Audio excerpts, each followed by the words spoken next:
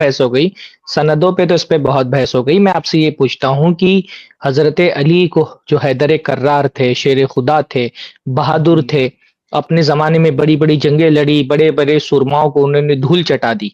آپ کو حضرت علی کے بارے میں یہ گمان ہوتا ہے کہ حضرت عمر ان کی بیوی کے گھر میں جائیں گے، دھمکی دیں گے کہ تمہارا گھر جلا دوں گا، اور دھمکی دے کر کے واپس آئیں گے اور حضرت علی خاموش رہیں گے؟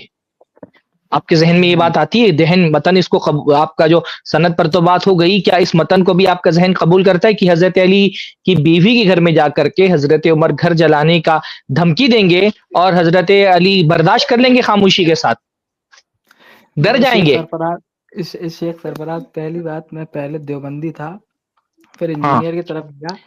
اب الحمدللہ شیخ کفایت کو سنا نا، تو اس کے بعد جی. میں سلفی بن گیا.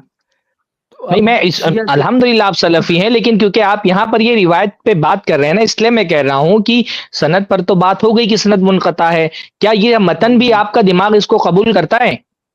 نہیں نہیں، میرا نہیں قبول کرتا نا.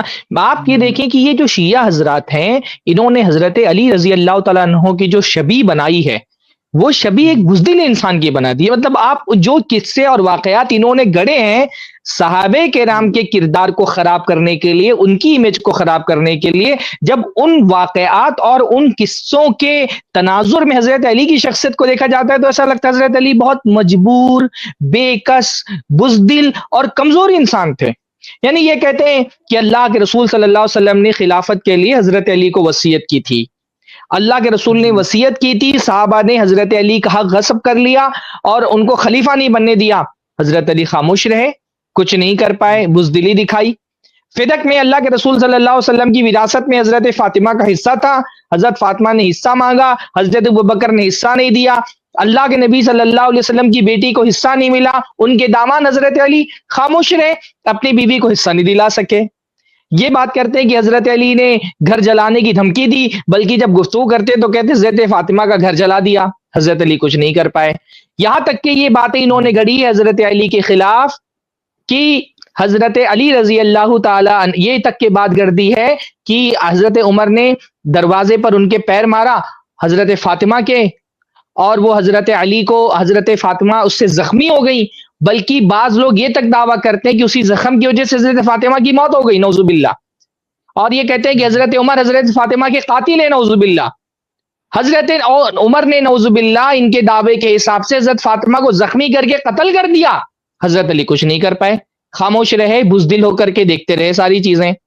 حتیٰ کہ یہ تو بات ثابت ہے کہ حضرت فاطمہ کی بیٹی، حضرت علی کی بیٹی ام کلثوم حضرت عمر کی نکاح میں دی گئی. شیعہ حضرات کہتے ہیں کہ ہم سے غصب کر لیا گیا، حضرت عمر نے زبردستی حضرت علی کی بیٹی سے نکاح کر لیا، نعوذ باللہ. مطلب حضرت علی کی شبیہ کیا بنتی ہے بھائی؟ وہ علی جو حیدر کرار ہیں، وہ جو شیر خدا ہیں، ان کی شبیہ آپ ایسی بناتے ہیں کہ ان کی بیٹی سے حضرت عمر نے زبردستی نکاح کر لیا اور وہ کچھ نہیں کر پائے. تو یہ شیعہ حضرات انہوں نے جو واقعات صحابہ کی شبیہ کو داغدار کرنے کے لیے گڑھے ہیں، جب ان واقعات کے ہی کے تناظر میں حضرت علی کو دیکھا جاتا ہے نا، تو حضرت علی کی شبیہ ایک بزدل، ایک کمزور انسان کی بنتی ہے. حالانکہ اللہ کے نبی کی سیرت کے تناظر میں جب آپ دیکھتے ہیں تو پتہ چلتا ہے حضرت علی تو شجاع تھے، بہادر تھے، شیر دل انسان تھے، بڑے بڑے کا پتا پانی ہو جاتا تھا ان کے سامنے. تو جو ان کی شخصیت اللہ کے نبی صلی اللہ علیہ وسلم کی سیرت کی روشنی میں دکھتی ہے نا، اس شخصیت کے اعتبار سے آپ دیکھیں تو آپ کو سمجھ میں آئے گا کہ یہ سارے واقعات گڑھے ہوئے ہیں. اتنی سی بات میں کہنا چاہ رہا تھا. سند پر تو کافی گفتگو ہو چکی ہے. میں